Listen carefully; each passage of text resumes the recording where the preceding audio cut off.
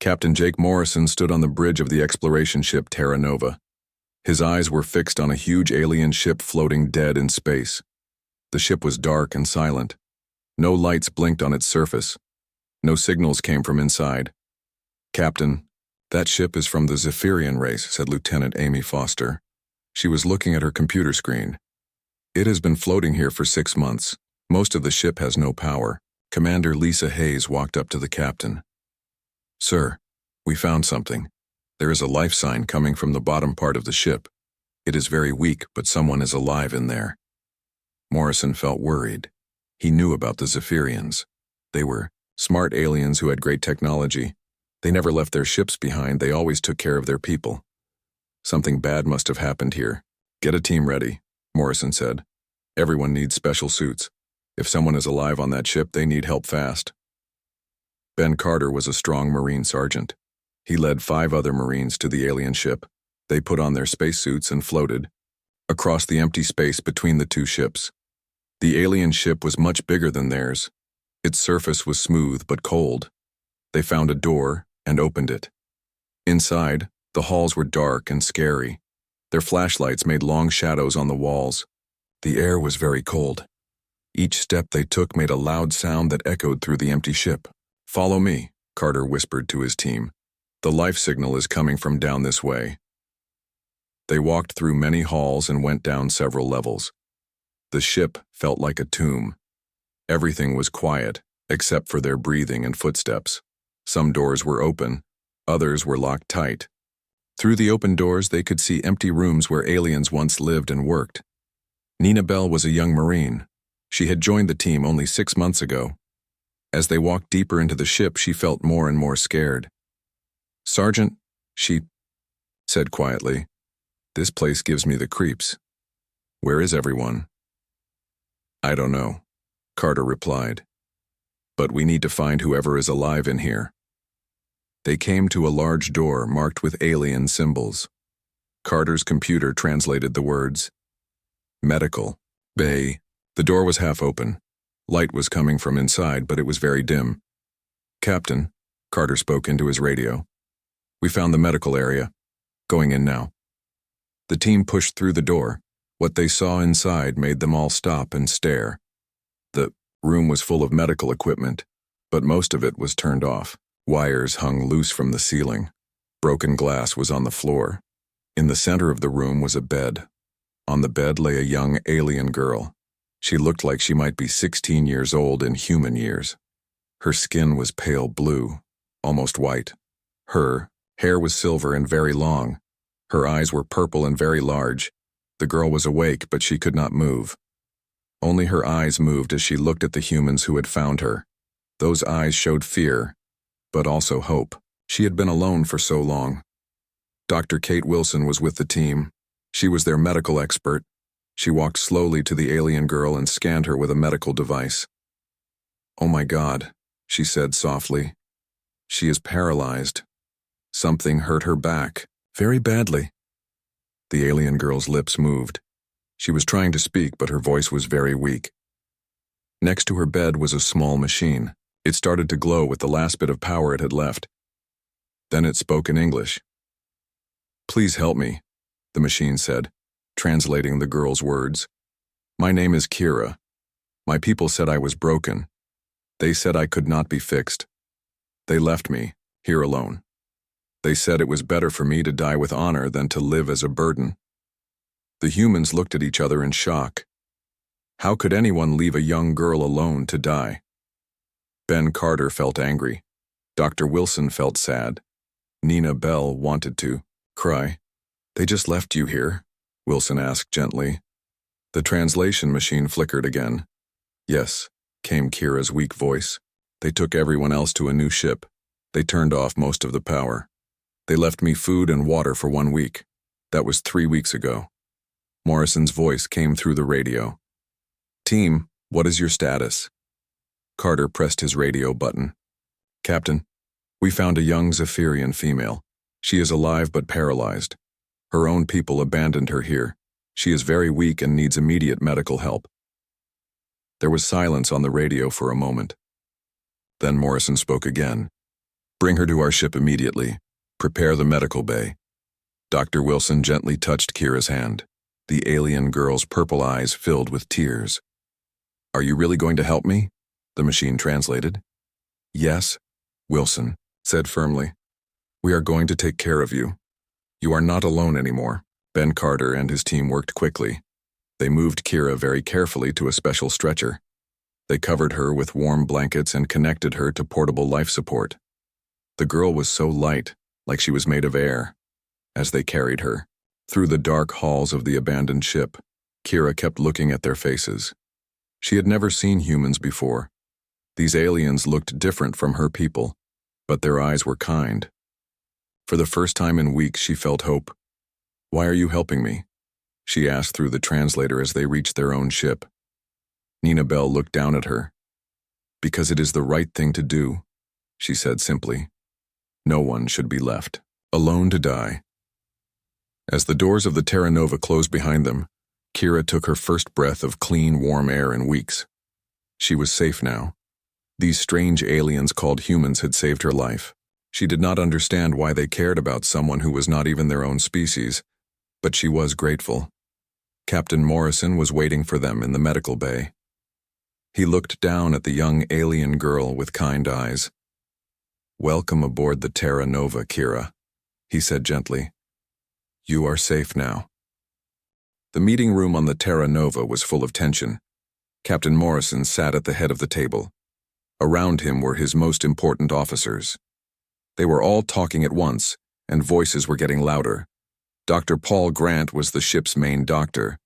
He was an older man with gray hair and kind eyes. Right now he was walking back and forth behind his chair. He looked very worried. We cannot just keep her, said Commander Hayes. She was holding a computer tablet in her hands. I have been reading about Zephyrian laws. They have very strict rules about people who cannot walk or work. If we interfere, it could cause big problems between our governments. Sergeant Carter hit the table with his fist. So we should let a young girl die because her people have bad ideas? She looks like she is only 16 years old. She is just a kid. Dr. Wilson was sitting quietly, reading medical reports on her computer. She looked up at everyone. I have been studying Kira's injury, she said. The damage to her back is not permanent. With the right medical care, she could walk again. She could have a normal life. But her people do not want to try. Morrison felt a headache coming. Being a captain meant making hard decisions. This was one of the hardest. 3 hours ago, they had sent a message to the Zephyrian government. They told them about finding Kira on the abandoned ship. The answer that came back was cold and unfriendly. The individual you found has been marked as non-functional, the message had said. She cannot contribute to society. You may dispose of her as you see fit. Morrison read those words again and felt sick. How could anyone talk about a young girl like she was broken equipment? Dr. Grant, Morrison said, you have been a doctor for a long time. What do you think we should do? The old doctor stopped, walking. He put his hands on the table and looked directly at the captain. Jake, 30 years ago I became a doctor. I promised to help sick people and never hurt them. This girl can be healed. Her people have given up on her, but we have not. I think we should try to help her. Commander Hayes shook her head. Captain, think about what could happen. If we help Kira against her government's wishes, they might get very angry. They might stop trading with Earth. They might even declare war. Are you saying we should let her die to keep the peace? Asked Dr. Wilson. I am saying we need to think about the bigger picture, Hayes replied. Morrison was quiet for a long moment. He thought about his duty as a captain. He thought about his duty as a human being. Finally, he spoke. Amy, he said to Lieutenant Foster, send a message to Earth Command. Tell them everything. Tell them we are treating a Zephyrian refugee for humanitarian reasons. Hayes looked shocked. Captain, are you sure about this? Yes, Morrison said firmly. We are going to help Kira. If there are political problems, we will deal with them. Dr. Grant smiled for the first time that day. Thank you, Captain. I will. Start preparing a treatment plan. The meeting ended, but the real work was just beginning. Over the next few days, something wonderful happened. Kira began to trust the humans who were taking care of her. At first, she was scared and confused. She had never seen humans before. Her people had taught her that aliens were dangerous. But Dr. Wilson was patient and kind. She spent many hours sitting with Kira, talking to her through the translation machine. The doctor wanted to learn about Zephyrian bodies and how they worked. Kira wanted to learn about human medicine and culture. "Dr. Wilson," Kira said one afternoon, "can I ask you something?" "Of course," Wilson replied. "Ask me anything." "On my world, when someone gets hurt like me, their family sends them away. They go to special places where they wait to die. But you are trying to make me better. Why?" Wilson thought carefully about her answer. "Kira, humans believe that every life has value. When someone gets hurt or sick, we try to help them. We do not send them away." Kira's purple eyes grew wide. "Even if they cannot work? Even if they need help with everything?" "Yes," Wilson said, gently. "Even then, we have people on Earth who cannot walk just like you. Some cannot see or hear. Some have minds that work differently, but they are still important. They still matter." "But how do they contribute to society?" Kira asked. Wilson smiled. "They contribute by being themselves. Some become teachers or artists. Others invent new things or help other people. Some just make their families happy by being alive. There are many ways to be useful." Kira was quiet for a long time. Finally, she spoke again. "Your people sound very different from mine." "Different does not mean better or worse," Wilson said. "Just different. But I think both our peoples could learn from each other." As the days passed, other crew members visited Kira. Engineer Tony Mitchell showed her how human technology worked. Lieutenant Foster taught her English words. Even tough. Sergeant Carter would stop by to tell her funny stories about his adventures. Kira was amazed by these humans. They were so different from each other, but they all treated her with kindness. No one looked at her with pity or disgust. They saw her as a person, not as a problem. "Dr. Wilson," Kira said one evening, "I want to ask you for something." "What is it?" "I want you to try to fix me, even if it is dangerous, even if it might not work. I want to try." Wilson felt tears in her eyes. "Are you sure, Kira? It will not be easy." "I am sure," Kira said firmly. "These humans have shown me that I might have value. I want the chance to prove it." Engineer Tony Mitchell could not sleep. For 3 nights he had been lying in his bed staring at the ceiling. His mind was full of numbers, diagrams, and impossible problems. How could he help a paralyzed alien girl walk again? The challenge was huge. Zephyrian bodies were different from human bodies. Their nervous system was more complex. Their bones were lighter, but stronger. Their muscles worked in ways that human science barely understood. Tony got out of bed and went to his workshop. The room was full of tools, computer screens, and half-finished inventions. He sat down at his main computer and started drawing diagrams again. "The problem is the connection," he said to himself. "Her brain can send signals, but they cannot reach her legs. We need to build a bridge." Dr. Grant found Tony in the workshop the next morning. The engineer was still wearing yesterday's clothes. Empty coffee cups were everywhere. His hair was messy and his eyes were red from lack of sleep. "Tony, you look terrible," Dr. Grant said with concern. "I think I found a solution," Tony said excitedly. He pointed to his computer screen. "Look at this. We have been working on something called a neural mesh for humans. It is like a tiny computer that can connect to the spine. What if we could change it to work for Zephyrians?" Dr. Grant studied the diagrams. He was a doctor, not an engineer, but he could see that Tony's idea was brilliant and dangerous at the same time. "This has never been tried before," Dr. Grant said slowly.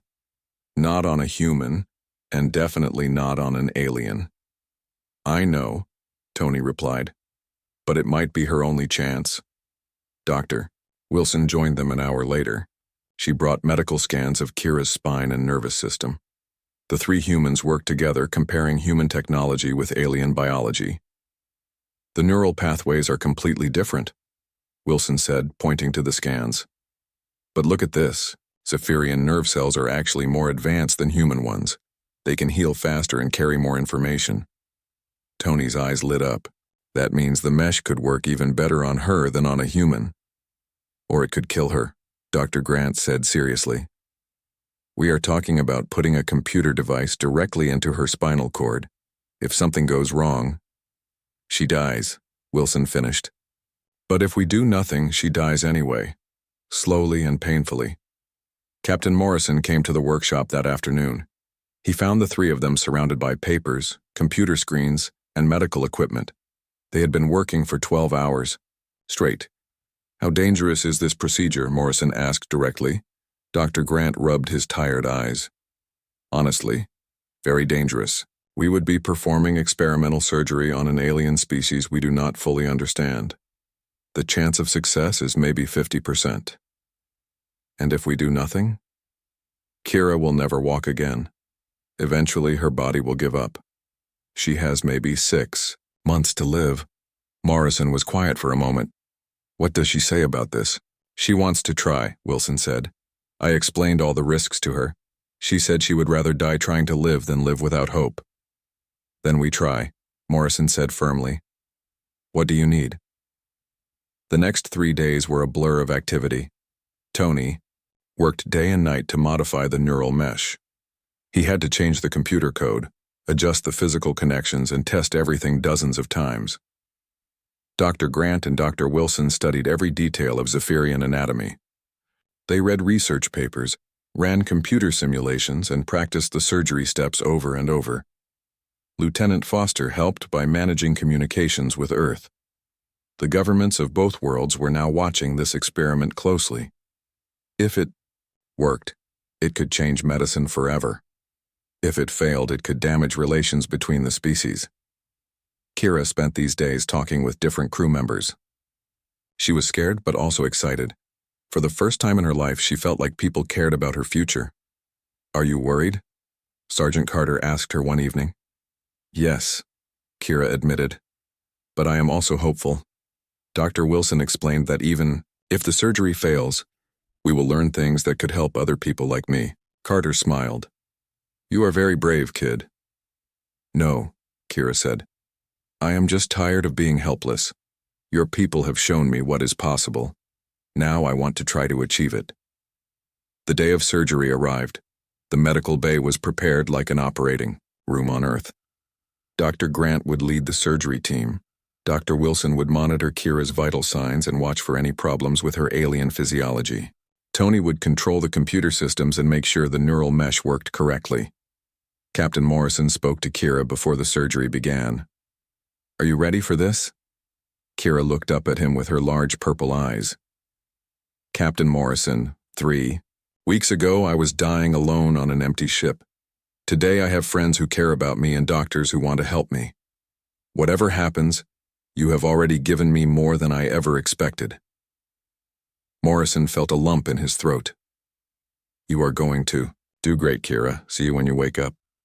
The surgery took 16 hours. It was the most difficult medical procedure any of them had ever attempted.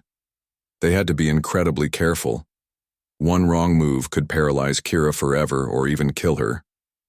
Dr. Grant's hands were steady as he placed the tiny neural mesh device into Kira's spine. The device was smaller than a coin but contained millions of microscopic connections. Tony watched his computer screens carefully. The mesh was designed to read the electrical signals from Kira's brain and send them to her legs, bypassing the damaged part of her spine. Neural mesh is in position, Dr. Grant announced. Computer connections are active, Tony reported. Vital signs are stable, Dr. Wilson added. Now came the most dangerous part. They had to activate the device while Kira was still unconscious. If something went wrong, they would have only minutes to save her life. Activating neural mesh, Tony said, pressing a button on his control panel. For a moment, nothing happened. Then, slowly, the computer screens began showing brain activity traveling down new pathways to Kira's legs. It is working, Wilson whispered. In amazement. Brain signals are reaching her lower body, Tony confirmed. Surgery complete, Dr. Grant said, finally allowing himself to smile. Now we wait and see if she can use it. 3 days after the surgery, Kira woke up slowly. Her purple eyes opened and looked around the medical bay. Everything seemed different somehow. The lights looked brighter. The sounds were clearer. Even the air smelled better.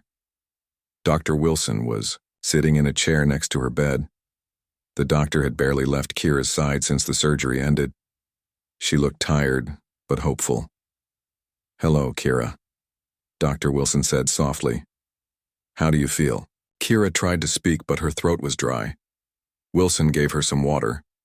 After a few sips, Kira found her voice. I feel strange, she said through the translator.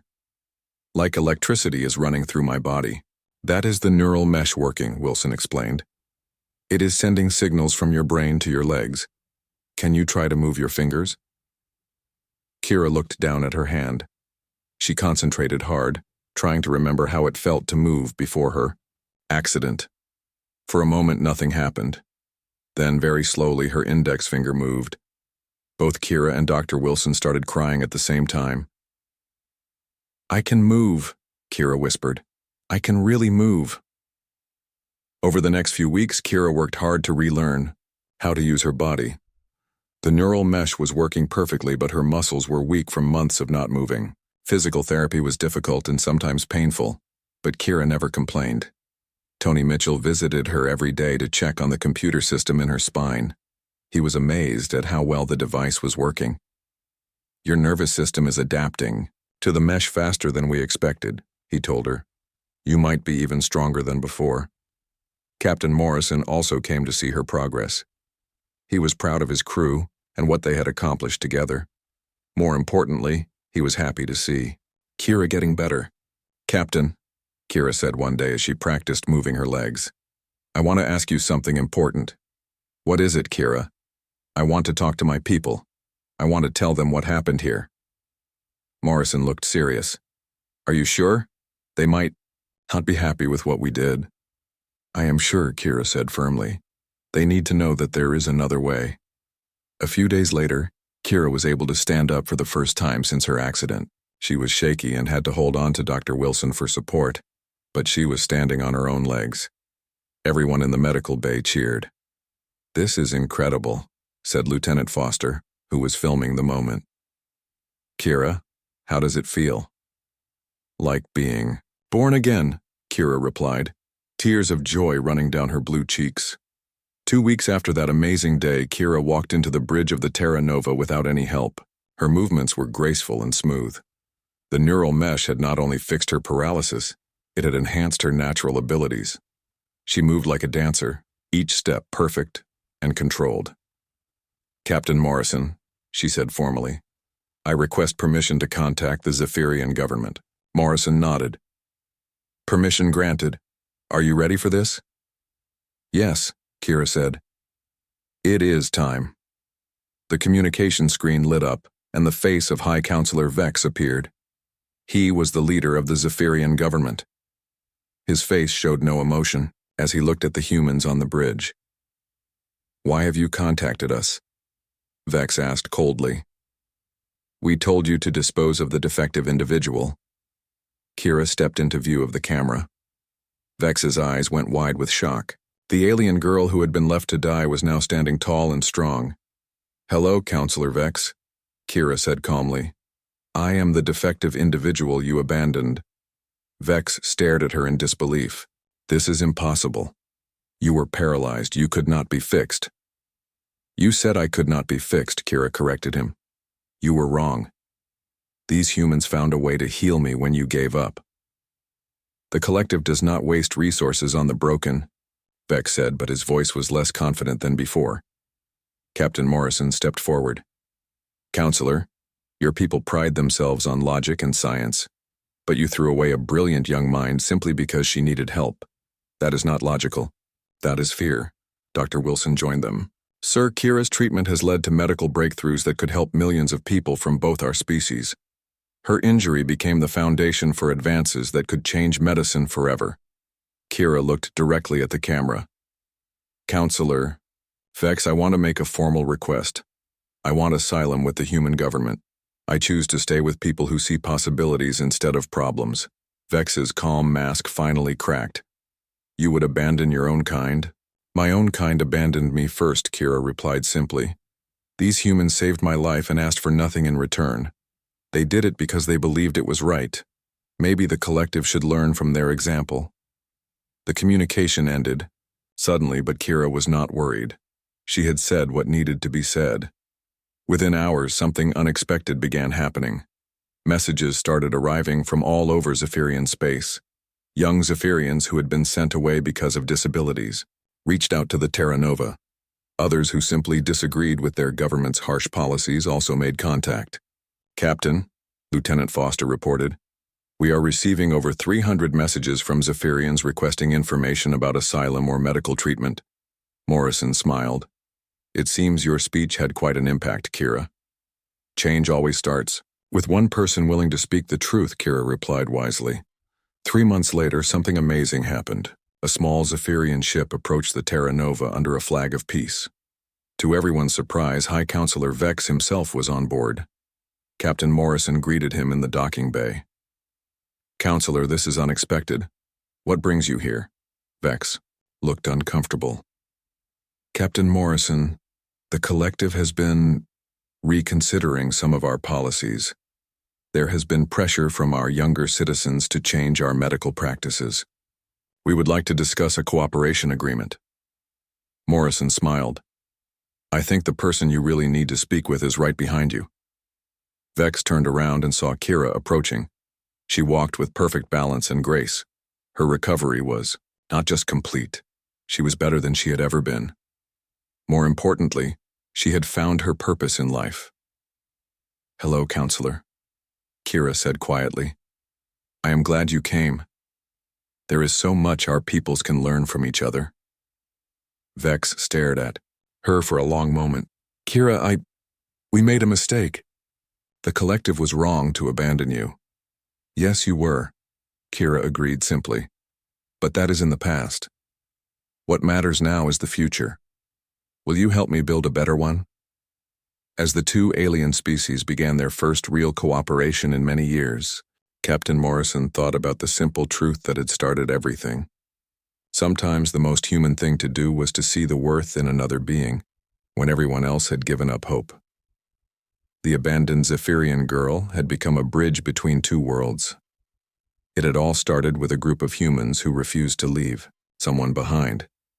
In the vast darkness of space, compassion had proven to be the most powerful force in the universe. Kira now worked as a medical consultant, helping both species understand each other better.